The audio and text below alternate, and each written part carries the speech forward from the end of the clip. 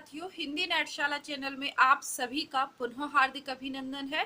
आप सभी जानते हैं अपने इस चैनल पर हम हिंदी की उच्च स्तरीय प्रतियोगी परीक्षाओं की तैयारी प्रामाणिक विषय वस्तु के माध्यम से करते हैं। इसी क्रम में आज हम सॉल्व करेंगे आरपीएससी का सेकंड ग्रेड हिंदी का पेपर। ये पुराना पेपर है, कौन से सन का है इस पे लिखा हुआ नहीं है। ये कुछ हिंदी के पुराने पेपर मेरे पास रखे हुए हैं, तो ये मैं आपके समक्ष प्रस्तुत करना चाहती हूँ कि जब भी आपका आगामी पेपर हो तो आप उससे पहले इन पेपर को देखें और समझ पाएं कि किस प्रकार के प्रश्न वर्तमान में पूछे जा रहे हैं।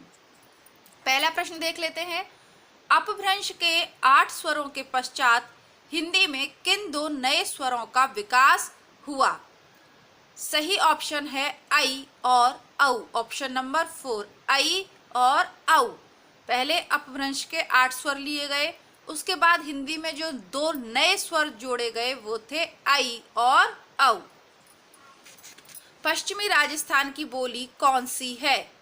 जयपुरी, मारवाड़ी, मेवाती या मालवी? तो पश्चिमी राजस्थान की बोली है मारवाड़ी। आगे देखते हैं, ये आपकी कुरुक्षेत्र रचना से लिया हुआ है, दिनकर के कुरुक्षेत्र से है। चाहता था प्राप्त में करना जिसे, तत्व वह करगत हुआ या उड़ गया। दिनकर के कुरुक्षेत्र काव्य में यह कथन किसका है? तो यह कथन युधिष्ठिर का है। किसका है? यह युधिष्ठिर का कथन है। रस सिद्धांत ग्रंथ के लेखक कौन है? डॉक्टर नगेंद्र। एक ही नाम में थोड़े बहुत अंतर के साथ रस विषयक ग्रंथ लिखे गए हैं और इन चारों ही लेखकों के रस ग्रंथ आपको मिल जाएंगे, लेकिन रस सिद्धांत के रचयिता है नगेंद्र। पांचवा देख लेते हैं। राजस्थानी कवि सूर्यमल मीशण ने अपनी काव्य रचना में वयण सगाई अलंकार की अनिवार्यता को परिपुष्ट न किए जाने के संबंध में क्या आधार बतलाया? क्या कहा उन्होंने कि वयण सगाई में रचना करना कवि को दोषपूर्ण लगता है मिश्रण जी को? नहीं, कवि को काव्य दोष का भय नहीं है। चारण काव्य में वयण सगाई की अनिवार्यता पर कवि ध्यान नहीं देते। और फर्स्ट नंबर का ऑप्शन है वीर रस की अग्नि के जाज्वल्यमान रंग में सभी दोष दब जाते हैं, इसीलिए उन्होंने उसको अनिवार्य नहीं बनाया कि वयण सगाई अलंकार को जरूर से जरूर उसमें लिया हो। नहीं, उनका मानना है कि वीर रस की अग्नि के जाज्वल्यमान रंग में सभी दोष दब जाते हैं। वीरों में वीरत्व जगाने के लिए कवि मीसण ने ढोलियों को कौन सा राग गाने को कहा है? गाना ना, ढोली जम के ढोल बजा रहे, तो ये कौन सा कह रहे हैं मीसण साहब? कौन सा राग के लिए कह रहे हैं? सिंधु राग। दीपक राग, राग सोरठा, राग सारंग, ये सब नहीं, बल्कि सिंधु राग जगाने के लिए कह रहे हैं। तो ये जब सूर्यमल मिश्रण के जो लगे हुए हैं ना दोहे, तो वहां से ये लिया हुआ, यानी आपकी जो टेक्स्ट बुक लगी हुई है सिलेबस में, वहां से प्रश्न पूछे जा रहे हैं। छंद सोरठा सुंदर दोहा, सोई बहुरंग कमल कुल सोहा, अर्थ अनूप सुभाव सुभासा, सोई पराग मकरंद सुबासा। पंक्ति में कौन सा अलंकार है? तो ये सांग रूपक अलंकार है। कौन सा अलंकार है? सांग रूपक। प्रतिफलित हुई सब आंखें उस प्रेम ज्योति विमला से, सब पहचानने से लगते अपनी ही एक कला से। कामायनी के आनंद सर्ग में वर्णित यह कला क्या है? यह मैं हूं की अनुभूति। तो कामायनी का अंतिम सर्ग है आनंद सर्ग, तो उसमें ये पद आया है, तो इसमें क्या वर्णित है? यह मैं हूं की अनुभूति। ठीक है, आगे देखते हैं। उसके कानों में हिमशखर रहस्य कहा करते थे अपने, यह बात किसके लिए की गई है? तो ये किरीट के वृक्ष के लिए कही गई है। असाध्य वीणा कविता से यह प्रश्न आपके असाध्य वीणा अज्ञे की कविता है, इसी चैनल की प्लेलिस्ट में आपको मिल जाएगी। लंबी कविता है, तो किरीट वृक्ष के लिए ये कहा गया है। यानी जितनी भी कविताएं आपके सिलेबस में लगी हुई हैं, आपको मैं जानकारी देना चाहूँगी कि RPSC second grade, RPSC first grade, RPSC college lecturer, आप किसी भी परीक्षा की तैयारी कर रहे हो, नेट अथवा भारतवर्ष के किसी भी राज्य से आप असिस्टेंट प्रोफेसर भर्ती परीक्षा की तैयारी कर रहे हो, तो इस चैनल की जो प्लेलिस्ट है इसमें आपके लिए विषय सामग्री उपलब्ध है। यानी आरपीएससी की तो लगभग जितने भी उपन्यास और नाटक, कहानियां, निबंध लगे हुए हैं सभी कुछ हम पढ़ चुके हैं अकॉर्डिंग टू नए सिलेबस। यानी आपका सिलेबस चेंज भी हो गया तो जो लेटेस्ट सिलेबस है उसकी रचनाएं भी आपको मिल जाएंगी प्लेलिस्ट में इस चैनल की। इसके अलावा हमारा दूसरा चैनल है हिंदी बुकशाला। तो यहाँ हमने 2 उपन्यास पढ़ लिए, गोदान और आपका बंटी। उसके अलावा देखिए जो भी उपन्यास लगे होते हैं पढ़ने में समय लगता है गद्य विधाओं को, तो इसीलिए हिंदी बुकशाला चैनल बनाया गया। उसमें आपको आपका चाहे खून का टीका हो या जितने भी राजस्थान या उसके अलावा लगे हुए सब कुछ मिल जाएगा। तो कृपया करके हिंदी नेटशाला और हिंदी बुकशाला दोनों चैनल से जुड़ें और प्लेलिस्ट चेक करते रहिएगा। आगे बढ़ते हैं। रीतिकालीन कवियों में बिहारी को माना जाता है रीति सिद्ध कवि। यहाँ ऑप्शंस की आवश्यकता नहीं है ना, हम इतने सारे प्रैक्टिस सेट्स चैनल पे सॉल्व कर चुके हैं ऑथेंटिक पुस्तकों से कि अब इसकी आवश्यकता नहीं है। औरे औप कनी निकनु घनी गनी घनी सिरताज मणिधन के नेह की बनी छनी पटलाज। दोहे में रेखांकित शब्द का अर्थ क्या है? आंख की पुतलियां, आंख की पुतलियां। रणय वणज बंसवारी म्हारा सांवरा आवा। मीरा नेत्रों से क्या करना चाहती हैं? मीरा नेत्रों से सांवरे की मूर्ति नेत्रों में बसाना चाहती हैं। मीरा क्या करना चाहती हैं? प्रिय का स्मरण करना चाहती हैं, नेत्रदान करना चाहती हैं, प्रेम व्यापार करना चाहती हैं। 2 बातें, ऑप्शन नंबर 2 और 3 तो बिल्कुल ही नहीं हो सकते। चौथा है सांवरे की मूर्ति नैनों में बसाना चाहती हैं। है कोई वैसी ही अनुहारी मधुवन में इत आवत सखीरी चितौ तू नयन निहारी। गोपियों के अनुहारी शब्द में किसकी ओर संकेत किया गया है? कृष्ण की ओर संकेत किया है कि कोई वैसी ही अनुहारी, वैसी ही मूर्ति, वैसी ही आकृति है। जब वो उद्धव आ रहे हैं ना उनके लिए किसकी ओर संकेत किया? अनुहारी, उनके ही समान। किसके समान? कृष्ण के समान। ठीक है, आगे बढ़ते हैं। भ्रमर गीत से लिया है, आपके अब भी सिलेबस में है। जैसा मैंने कहा कि प्लेलिस्ट में सब कुछ उपलब्ध है, आपको इधर उधर भटकने की आवश्यकता नहीं है। जो नहीं मिले उसे कमेंट बॉक्स में लिखिएगा। यानी आपका जो भी सिलेबस है उसकी जो भी रचना नहीं हो वो मिल जाएगी। हिंदी साहित्य इतिहास के लिए रामचंद्र शुक्ल की बुक, वन लाइनर के रूप में गोविंद पांडे, सरस्वती पांडे, रामस्वरूप चतुर्वेदी की हिंदी साहित्य संवेदना का विकास, ये सब चल रहा है। यानी चैनल पे आपको नियमित रहना पड़ेगा। आपके पास पहली बार वीडियो पहुंच रहा है तो यूथ कंपटीशन के प्रैक्टिस सेट्स हों या उसके अलावा टेक्स्ट पेपर हो, सब कुछ उपलब्ध है। आपको बस चैनल से जुड़ना है, नियमित रहना है। निम्नलिखित में से आप लोग सब्सक्राइब तब करें, प्लेलिस्ट चेक कर लें, आपके मतलब की चीज हो तो सब्सक्राइब भी कर सकते हैं। कौन सा विकल्प गलत है? राम रक्षा स्त्रोत की रचना रामानंद ने की है, रामायण ब्रह्मजिनदास ने लिखी है, रामचरितमानस तुलसीदास की और रामचंद्रिका केशवदास की। तो ऑप्शन 2 गलत है, रामायण ब्रह्मजिनदास की नहीं है। रामायण की रचना किसने की है? आदि कवि वाल्मीकि ने। ऊधो मन नाही 10-20 एक हुतो सो गयो श्याम संग अब को आराध। इस पंक्ति के रचनाकार हैं सूरदास। बहुत ही सरल है, भ्रमर गीत की ये फेमस पंक्तियां हैं, तो यहाँ तो आपसे गलती होगी ही नहीं। आगे देखते हैं। मन थे परस हरि के चरण, सुभग शीतल कवल कोमल जगत ज्वाला हर। मीराबाई की फेमस पंक्तियां, राजस्थानी भाषा है। मन थे तो वैसे भी जान जाएंगे कि बाकी के कवि तो राजस्थान से हैं नहीं, मीराबाई हैं, तो ये लगा दीजिएगा। कई बार नहीं समझ में आए तो थोड़ा सा भाषा से या कई अन्य ट्रिक भी होती हैं आपको समझने के लिए। ठीक है, जैसे यहाँ पर मन थे परस हरि के, तो जैसे आप राजस्थानी भाषा देखें इसका उत्तर आ जाएगा। अवसादग्रस्त नारी पात्र का चित्रण कहाँ है? तो ये जहाँ लक्ष्मी कैद है, ये कहानी है। इसमें अवसादग्रस्त जो लक्ष्मी है ना लड़की, उसी का चित्रण है। राजेंद्र यादव की कहानी है। बाकी ये जितनी भी कहानियां हैं आधुनिक कहानियां करके प्लेलिस्ट बनी हुई है, वहां मिल जाएंगी आपको। लहरों के राजहंस की स्थिति का नाटकीय पुनराख्यान है। लहरों के राजहंस मोहन राकेश का है।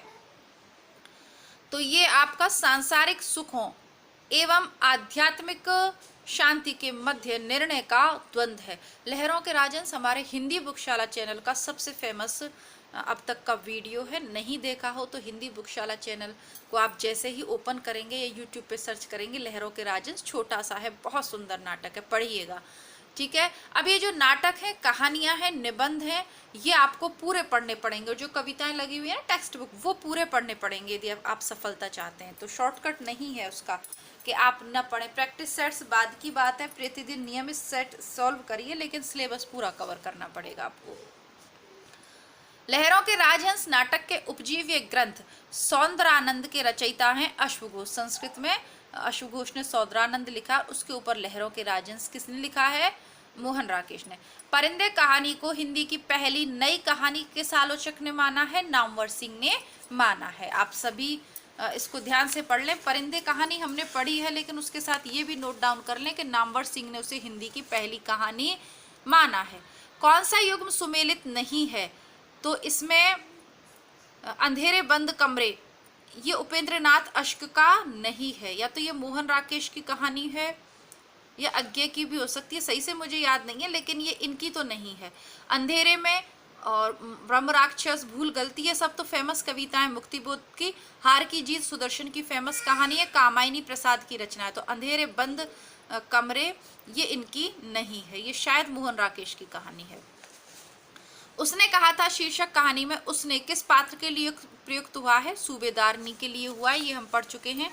उसने कहा था कहानी का प्रकाशन वर्ष 1915 है। चंद्रधर शर्मा गुलेरी उसने कहा था लिखकर हिंदी साहित्य के इतिहास में सदैव के लिए जो है प्रसिद्ध हो गई। इनकी 3 कहानियां हैं, सुखमय जीवन, बुद्धू का कांटा और ये उसने कहा था। ओके, आगे बढ़ते हैं। कौन सी बोली राजस्थानी विभाषा वर्ग की है? तो मालवी। जब आनंद का लगाव किसी क्रिया व्यापार या उसकी भावना से हो जाता है तो उसे क्या संज्ञा दी जाती है? उत्साह। ये श्रद्धा और भक्ति, लोभ एवं प्रीति, उत्साह, ये सभी निबंध शुक्ल के हैं और शुक्ल के निबंध संग्रह को कहते हैं चिंतामणि।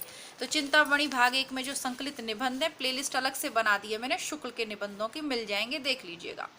शुक्ल ने प्रतिभा किसे कहा है? अंतःकरण की उद्भासित क्रिया को। शुक्ल जी ने अंतःकरण की उद्भासित क्रिया को प्रतिभा कहा है। रचनाओं को रचनाकारों के साथ सुमेलित करना है। कुरुक्षेत्र अज्ञे का है? नहीं, दिनकर का है। असाध्य वीणा किसकी है? अज्ञे की है। लहरों के राजहंस मोहन राकेश का। ये तीनों गलत हो गए, सही है परिंदे निर्मल वर्मा की कहानी है, यही सही है। और साहचर्य विधि का आविष्कारक किसने किया था? मॉन्टेसरी ने। कक्षा में उच्चारण पढ़ाते समय जब अध्यापक पहले बोलता है और बच्चे उसके बाद बोलते हैं तो उस विधि को क्या कहेंगे? इसमें कुछ भी बहुत कठिन नहीं है, अनुकरण विधि कहेंगे ना। अनुकरण किया जा रहा है तो उसको अनुकरण विधि हम कहेंगे। ये आपके शिक्षा शास्त्र वाले प्रश्न आ गए हैं। शिक्षण चक्र किस प्रकार के शिक्षण का है? शिक्षण, प्रतिपुष्ट, पुनः नियोजन, पुनः शिक्षण, पुनः प्रतिपुष्ट और फिर नियोजन। तो ये सूक्ष्म शिक्षण, माइक्रो टीचिंग जिसे कहते हैं ना, बीएड में हमें सिखाया जाता है, बस ये उसी का चित्र है। विद्यार्थीगण अक्षर विन्यास और वर्तनी की अशुद्धियां ना करें, इसके लिए क्या आवश्यक है? श्रुत लेखन का अभ्यास। बालक की प्रकृति के अनुकूल विचार विनिमय का श्रेष्ठतम साधन है मातृभाषा। निगमन प्रणाली का तात्पर्य है पहले नियम बताना और फिर उसकी व्याख्या करना। निगमन, ठीक है, पहले नियम और फिर उसकी व्याख्या, नाम से ही स्पष्ट है। आगे बढ़ते हैं। अक्षर कारणों के द्वारा शब्द बनाना, शब्दों के हिज्जे अक्षर पूर्ति करना आदि को क्या कहते हैं? अक्षर चक्र विधि या फ्लैश कार्ड विधि। तो इसका तो थोड़ा सा फ्लैश कार्ड विधि इसे कहते हैं। देख सकते हैं इसका थोड़ा सा, इसमें तो कन्फ्यूजन है क्योंकि पुराना पेपर है और ये अभी शिक्षा मनोविज्ञान से वर्षों से बहुत दूर हूँ, तो इसका तो मुझे नहीं पता। आगे बढ़ते हैं। वाचिक अभिनय द्वारा शिक्षण का तात्पर्य है कई विद्यार्थियों द्वारा विभिन्न पात्रों के संवाद बोलना। सही उत्तर है। अभिक्रमित अनुदेशन का कौन सा अनिवार्य सिद्धांत है? छोटे पदों का सिद्धांत। दूरदर्शन प्रणाली द्वारा शिक्षण का सबसे बड़ा दोष यह है कि विद्यार्थी शिक्षक के साथ संवाद नहीं कर पाता। ये सबसे बड़ा दोष है, शिक्षण के हिसाब से ये दोष है, बाकी बहुत सारे हो सकते हैं पर सबसे अधिक यही होता है। साहित्य के पढ़ने से विद्यार्थी को क्या मिलता है? सामान्य ज्ञान, काव्य पाठ की कुशलता, भाषा का संस्कार और भावनात्मक प्रशिक्षण। तो साहित्य को पढ़ने से भावनात्मक प्रशिक्षण मिलता है, हमारी अंतःकरण की जो वृत्तियां हैं वो शुद्ध होती हैं। लिखित रचना की शिक्षा देते समय शिक्षकों को इस सूत्र का पालन करना चाहिए, सतत अभ्यास करना। जो लोग शिक्षा प्राप्त करने के लिए संस्थाओं तक नहीं जा पाते उनके लिए शिक्षा प्राप्त करने की विधि है दूरस्थ शिक्षा। पाठ्य योजना तैयार करना इसलिए आवश्यक है, इसके लिए शिक्षक क्या करता है? पाठ्य सामग्री का अध्ययन करता है, इसीलिए उसकी तैयारी अच्छी हो जाती है। इनमें एक साधन श्रव्य दृश्य सामग्री है। कौन सा? जिसे देख भी सुन देख भी सकते हो, सुन भी सकते हो, टेलीविजन। भाषा शिक्षण में उच्चारण शुद्धता का प्रयोग किया जाता है लिंग्वाफोन या डिक्टाफोन। व्याकरण शिक्षण की अव्याकृति सिद्धांत है। व्याकरण को पढ़ाने की आवश्यकता नहीं, क्योंकि भाषा पढ़ने से व्याकरण अनायास ही आ जाती है। व्याकरण शिक्षण की अव्याकृति सिद्धांत है। वस्तुनिष्ठ प्रश्न का सबसे बड़ी विशेषता है कि उसका एक ही उत्तर होता है। ठीक है, ये लिंग्वाफोन है या डिक्टाफोन है, ये आप लोगों में से जिसको भी पता हो वो कमेंट बॉक्स में लिख दीजिएगा। 43वें नंबर प्रश्न का उत्तर। शिक्षक द्वारा पुस्तक हाथ में लेकर पाठ का वाचन करना और वाचन करते हुए कठिन शब्दों का अर्थ बतलाकर व्याख्यान करते जाना किस शिक्षा प्रणाली का नाम है? व्याख्या प्रणाली, है ना। मंत्रणा प्रणाली में विद्यार्थी अध्यापक के निर्देशन में स्वाध्याय द्वारा तथ्यों का चयन कर रचना को पूर्ण करते हैं। यह प्रणाली आधारित है समवाय विधि पर। समवाय विधि पर मंत्रणा प्रणाली समवाय विधि पर आधारित है। उच्चारण, अब ये आपके हिंदी के ग्रामर आ गई है। उच्चारण स्थान की दृष्टि से कौन सा व्यंजन तालव्य है? ज। इन शब्दों में विदेशी शब्द है स्त्री, नारी, महिला, औरत। औरत इन शब्दों में अव्यय है परंतु, दुधारू, पंजाबी, चल, तो परंतु हो सकता है।